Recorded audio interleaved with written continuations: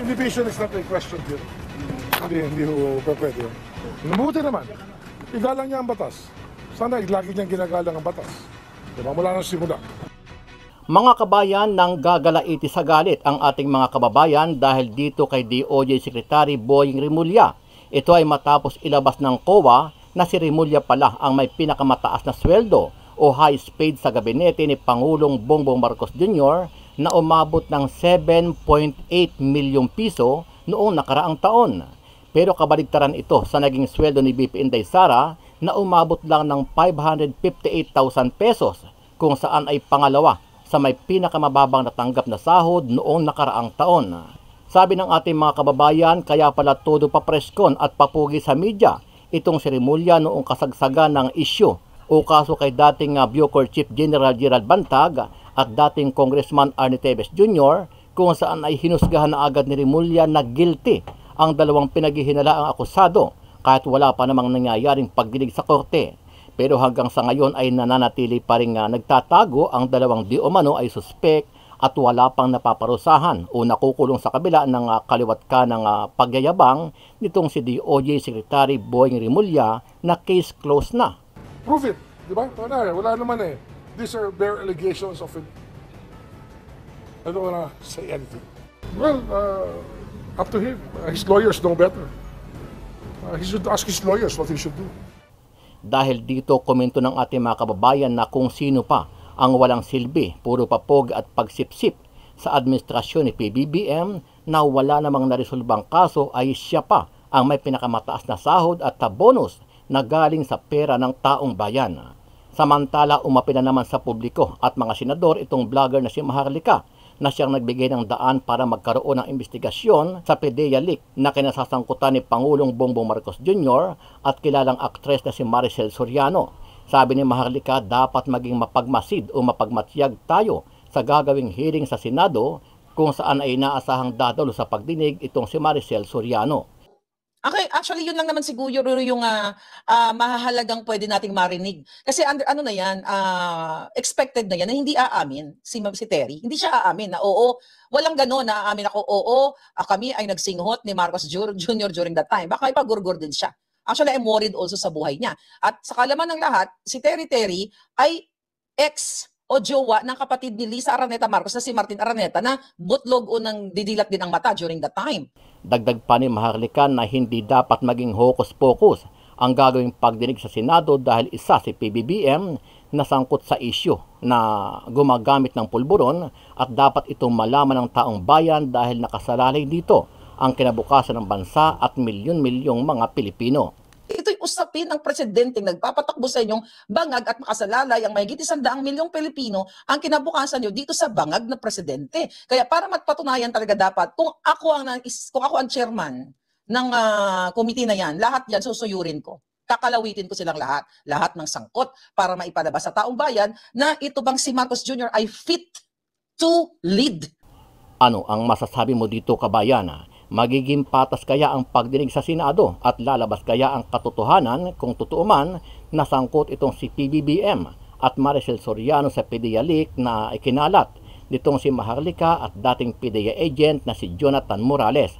Sama-sama nating panuorin ang buong video at pakikomment nyo po ang inyong mga reaksyon at sariling opinyon. Pero bago yan, muli po ako nag-iimbita sa mga hindi pa po nakasubscribe sa ating channel na Kabayan News PH, pakipindot po ang subscribe button at pakiclick na rin ang notification bell para lagi kayo updated sa mga bagong upload natin na legit at napapanahong balita. Maraming pong salamat. Nanguna si Justice Secretary Crispin Boying Remulla sa mga miyembro ng gabinete ni Pangulong Ferdinand Marcos Jr. na may pinakamalaking sweldo noong nakaraang taon. Batay sa datos ng Commission on Audit o COA, si Remulla ang highest paid sa lahat ng cabinet members na nakatanggap ng 7.07 million pesos na sinundan naman ni Special Assistant to the President to Secretary Antonio Lagdameo Jr. na may 6.98 million pesos na sweldo noong 2023. 558,000 pesos naman ang tinanggap ni Vice President at Education Secretary Sara Duterte na sweldo at allowance na pangalawa sa pinakamababa, habang si Agriculture Secretary Francisco Chu Laurel naman ang lowest paid na may 418,000 pesos na sweldong natanggap. So ngayon, pag umamin siya, edi tapos na yung boxing, 'di ba? Malalaman na ng buong mundo. Pero may nakarating kasi sa akin na hindi daw talaga siya aamin, and I totally understand that. Sabi ko nga, hindi tayo nandito para boljakin natin si Maricel Soriano. Siya ay naging biktima ng ipinagbabawal na pulburon, at kung siya ay nagbagong buhay na, edi good for her, 'di ba?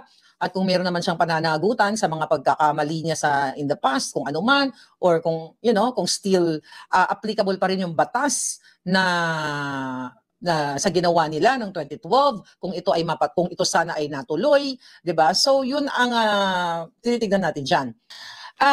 Ano yung nakarating sa akin? Napag-alaman ko sa komunidad ng mga showbiz, chismis, showbiz balita. Pag tinanong si Maricel Soriano, ay si Terry, okay?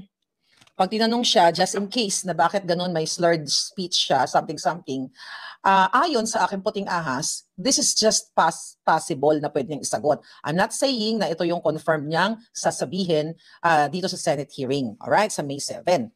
Ang possible kapag siya ay tinanong bakit slurred speech siya, ang sasabihin daw niya, ang kanyang defense doon ay nagkaroon siya ng heart attack or heart problem. Okay? Actually, hindi naman, sabi nga, yung Senate hearing na yun, hindi para tugisin si Maricel sa kanyang mga nakaraang buhay. Kaya siya tinawag doon para yung mga istorya, yung corroborative stories from Morales, mga kababayan, doon iestimahin ng mga hurado o ng mga jurors. Sino yung mga jurors? Tayo, taong bayan. Doon tayo magbe-base sa kanyang mga sagot kung ito ba ay base sa ating mga galing at talino, because we're working, our neurons. Sabi ko nga, lagi ko sinasabi billions of neurons kasi yun na lang talaga yung kayamanan natin. Tayo mga tao na makikinig during the Senate hearing, tayo mag-i-estima. Pumupunta ba si Marcos Jr. nung mga panahong iyon? Okay?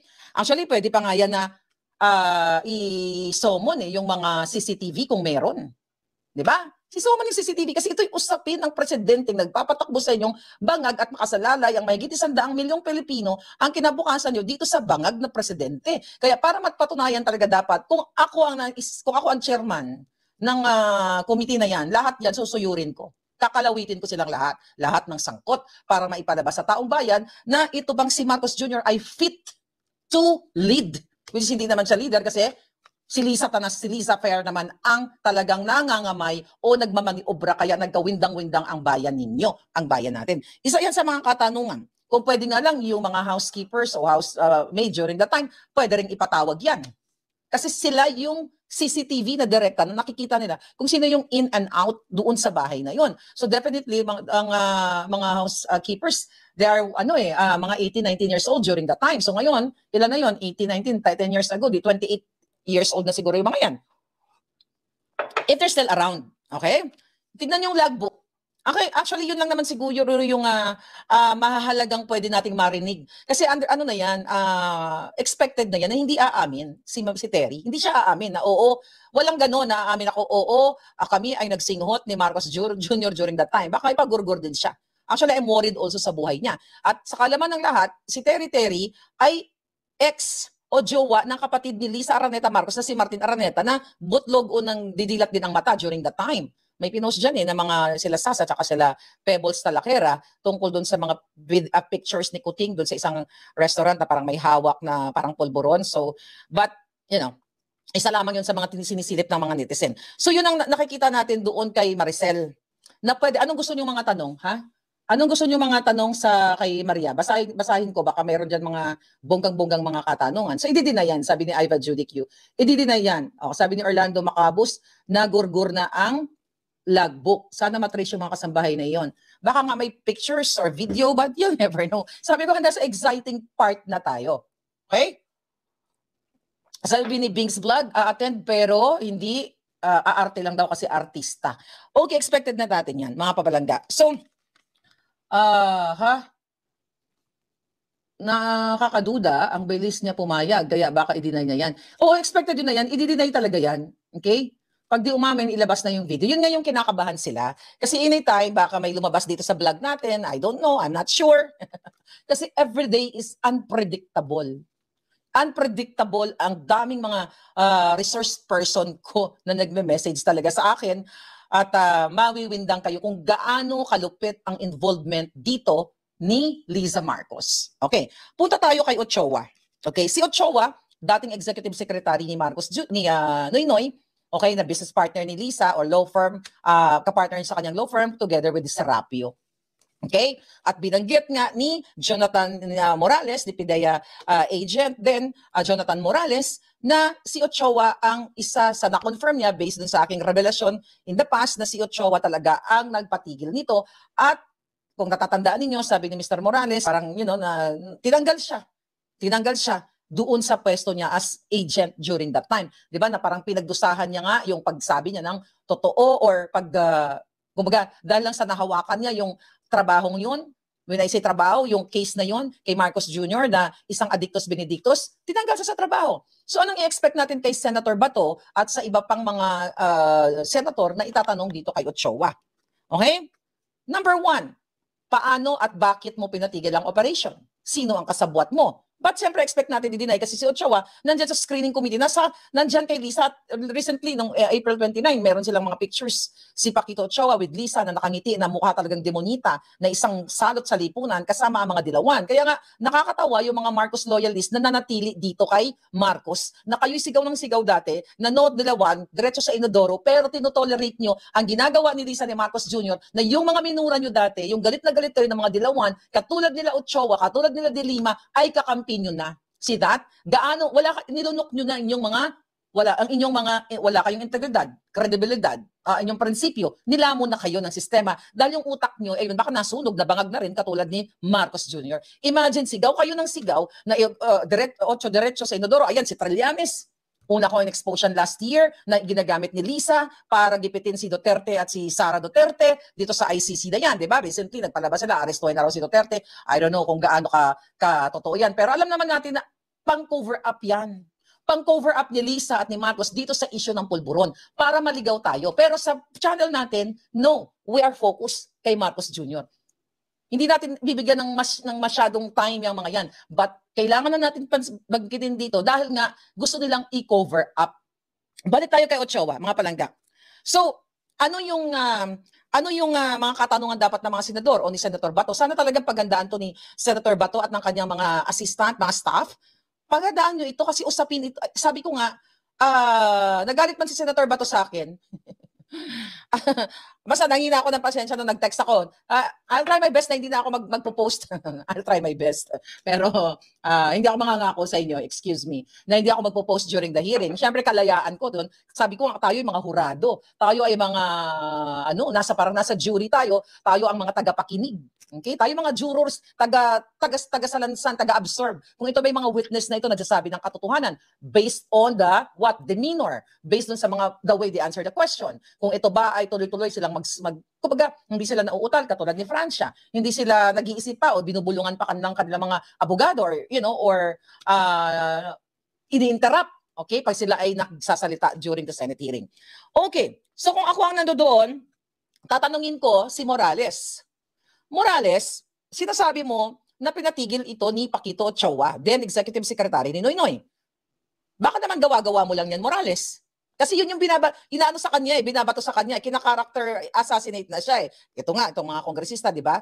So, bilang isa, parang pag-cross-exam mo, paano ba, pinatawag ka ba ni Ochoa? Natatandaan mo ba kung anong araw yun? O kung hindi mo natandaan kasi isang dekada nakakalipas, meron ka bang maipapakitang dokumento, black and white, na during that time, or maybe during that time, or before or after, ikaw ba ay pinatawag ni Ochoa, ni Serapio? Meron ka bang ipapakita sa hukumang ito o sa committee ito na pinatawag ka ni Ochoa? So doon tayo magkakatalo. Kaya tayo yung taga-masid, tayo mga Pilipino, ang tagapakinig, hindi tayo basta nagpapaniwala sa mga atake nitong mga congressman katulad nitong si Tingog Party List na obviously, bata ni Tambalusdos para i-character assassinate si Morales. So may ebidensya ka ba May letter ba? Paano ka pinatawag? Telepono ba? Kinalabit ka ba?